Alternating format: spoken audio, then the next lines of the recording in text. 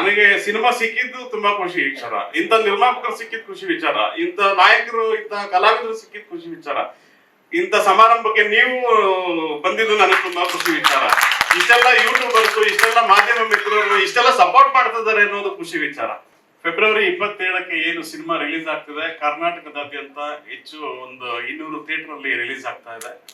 So ಪ್ರತಿಯೊಂದು ಕಡೆ ನಗುವಿನ ಹೊನಲು ಹರಡುತ್ತೆ. 27ರಿಂದ ದೊಡ್ಡ ಮಟ್ಟದ ಯಶಸ್ಸು ಈ ಸಿನಿಮಾಗೆ ಸಿಗುತ್ತೆ ಅನ್ನೋ ನಂಬಿಕೆ ನನಗಿದೆ. ಯಾಕೆಂದ್ರೆ ಮಾಧ್ಯಮ ಮಿತ್ರರು ಹಾಗೂ ಅಭಿಮಾನಿ ವರ್ಗದವರು ಪ್ರತಿಯೊಬ್ಬರು ಕೂಡ ಒಂದಷ್ಟು ಬಿಗಿನಿಂಗ್ ಇಂದಲೂ ಸಪೋರ್ಟ್ ಮಾಡಿದಿರಿ. ಈ ಸೂಪರ್ ಹಿಟ್ ಸಿನಿಮಾಗೆ 27ನೇ ತಾರೀಕು ಏನು ಕರ್ನಾಟಕದಾದ್ಯಂತ 200 ಚಿತ್ರಮಂದಿರಗಳಿಗೂ ಹೆಚ್ಚು ಚಿತ್ರಮಂದಿರಗಳಲ್ಲಿ ರಿಲೀಸ್ ಆಗ್ತದೆ. ನಿಮ್ಮ ಪ್ರೋತ್ಸಾಹ, ನಿಮ್ಮ ಬೆಂಬಲ ಸದಾ ಹಾಗೆ ಇರಲಿ.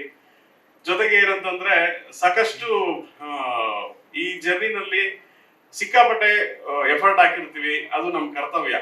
ಆದ್ರೆ ಅದನ್ನು ಮೀರಿ ಎಲ್ಲೋ ಒಂದ್ ಕಡೆ ಒಂದು ಪಾಸಿಟಿವ್ ಎನರ್ಜಿ ನಮ್ಮನ್ನ ಕರ್ಕೊಂಡು ಹೋಗ್ತಾ ಇರುತ್ತೆ ಅಂತೀವಲ್ಲ, ಅದೇ ರೀತಿ ಸಿನಿಮಾದ ಜರ್ನಿಯಲ್ಲಿ ಡೇ 1 ಇಂದ ಹಿಡಿದು ಅಂದ್ರೆ ಕಥೆ ಬರೆಯಕ್ ಕುತ್ಕೊಂಡಾಗಿಂದ ಹಿಡಿದು ಅದನ್ನ ಸಿನಿಮಾ ಟೈಟ್ಲು ಮತ್ತೆ ಶೂಟಿಂಗ್ ಪ್ರೋಸೆಸ್ ಪ್ರತಿ ಹಂತದಲ್ಲೂ ಕೂಡ ಹೂವು ಎತ್ತಾಗೆ ಕಂಪ್ಲೀಟ್ ಈಸಿಯಾಗಿ ನನಗೆ ಎಲ್ಲೂ ಲಭಿಸ್ತಾ ಹೋಯ್ತು. ನಮ್ಮ ನಿರ್ಮಾಪಕರು ನನ್ನ ಸಿನಿಮಾ ಪರದೆ ಮೇಲೆ ನನಗೆ ಏನು ಕಾಣಬೇಕು ಅದು ಎಲ್ಲದಕ್ಕೂ ಕೂಡ ಎಳ್ಳಷ್ಟು ಕೂಡ ಎಲ್ಲೂ ಕೊರತೆ ಇರದ ಹಾಗೆ ಅದ್ಭುತವಾದಂತಹ ಸಪೋರ್ಟ್ ಮಾಡಿ, ಇಲ್ಲ ಸರ್ ಚೆನ್ನಾಗಿ ಬರ್ಲಿ, ನೀವು ಮಾಡಿ, ನೀವೇನ್ ಅನ್ಕೊಂಡಿದ್ದೀರಾ ಆ ಕಂಪ್ನಿಯಲ್ಲಿ ಏನ್ ಬರ್ತಿದೆ ಅದನ್ನು ನೀವು ಮಾಡಿ, ಬಿಡ್ಬೇಡಿ ಅಂತ ಹೇಳಿ. ಯಾಕಂದ್ರೆ ಇಡೀ ಸಿನಿಮಾ ಜರ್ನಿ ಕತೆ ಮತ್ತೆ ಒಂದು ದಿನದಲ್ಲಿ ನಡೆಯುವಂತ ಒಂದು ಕತೆ.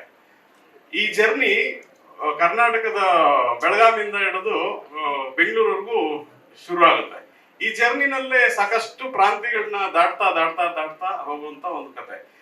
ಇದನ್ನ ಶೂಟ್ ಮಾಡ್ಬೇಕಂದ್ರೆ ತುಂಬಾ ಚಾಲೆಂಜಿಂಗ್ ಇದು. ಯಾಕಂದ್ರೆ ಪ್ರತಿ ಹಂತದಲ್ಲೂ ಕೂಡ ವಾತಾವರಣ ನಮಗೆ ಅನುಕೂಲವಾಗಿರ್ಬೇಕು. ಅಲ್ಲಿ ಪರ್ಮಿಷನ್ಸ್ ಕೆಲವು ಸಮಸ್ಯೆ ಆಗ್ಬೋದು, ಈ ತರದೆಲ್ಲ ಸಾಕಷ್ಟು ಸಮಸ್ಯೆಗಳು. ಅದೆಲ್ಲೂ ಕೂಡ ನನಗೆ ಸಲೀಸಾಗ್ತಾ ಹೋಯ್ತು ಪ್ರತಿಯೊಂದು ಹಂತದಲ್ಲಿ. ಸೊ ಎಲ್ಲೂ ಕೂಡ ನನಗೆ ಇಕ್ಕಟ್ಟು ಅಥವಾ ಏನೋ ಒಂದು ಅಯ್ಯೋ ಇದು ಯಾಕಪ್ಪ ಇದು ಅನ್ನೋ ಒಂದು ಫೀಲ್ ಕೊಡ್ಲಿಲ್ಲ ನನಗೆ. ಸೊ ಪ್ರತಿ ಹಂತದಲ್ಲೂ ನಾನು ತುಂಬಾ ಖುಷಿಯಿಂದ, ತುಂಬಾ ಅಂದ್ಕೊಂಡ ಹಾಗೆ ಅದ್ಭುತವಾದಂತ ಲೊಕೇಶನ್ಗಳು ನನಗೆ ಸಿಕ್ತು. ನನ್ನ ಕ್ಯಾಮರಾಮನ್ ನಾಗಾರ್ಜುನ್ ಅವರು ಅದನ್ನ ಅದ್ಭುತವಾಗಿ ಚಿತ್ರೀಕರಿಸ್ಕೊಟ್ರು. ಹಾಗೆ ನನ್ನ ಎಡಿಟರ್ ಶ್ರೀಕಾಂತ್ ಅವರು ಬಂದಿಲ್ಲ ಅನ್ಸುತ್ತೆ ನನಗೆ ಈಗ ಈ ಕಾರ್ಯಕ್ರಮಕ್ಕೆ, ಮೇ ಬಿ ಬ್ಯುಸಿ ಆಗಿರ್ಬೋದು.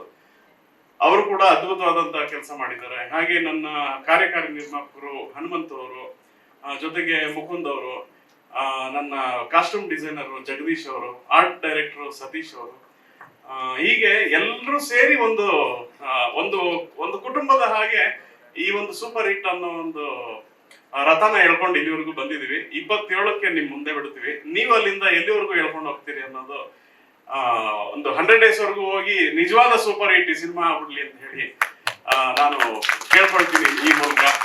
ಯಾಕಂದ್ರೆ ನಿರ್ಮಾಪಕರ ಮೊದಲ ಹೆಜ್ಜೆ ಸಾಕಷ್ಟು ಅವರು ಭವಿಷ್ಯದ ಕನಸುಗಳನ್ನ ಕಟ್ಕೊಂಡಿರ್ತಾರೆ.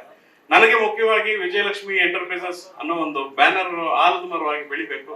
ಆ ಆಲದ ಮರದ ನೆರಳಲ್ಲಿ 10 ನಿರ್ದೇಶಕರು, 10 ಕಥೆಗಾರರು, 10 ನಾಯಕರು ಬರಬೇಕು ಅನ್ನೋದು ತುಂಬಾ ಹಂಬಲ, ಆಸೆ. ಈ ಆಸೆನ ಅಭಿಮಾನಿಗಳು ಈಡೇರಿಸ್ತೀರಿ ಅನ್ನೋ ಒಂದು ನಂಬಿಕೆ ನನಗಿದೆ.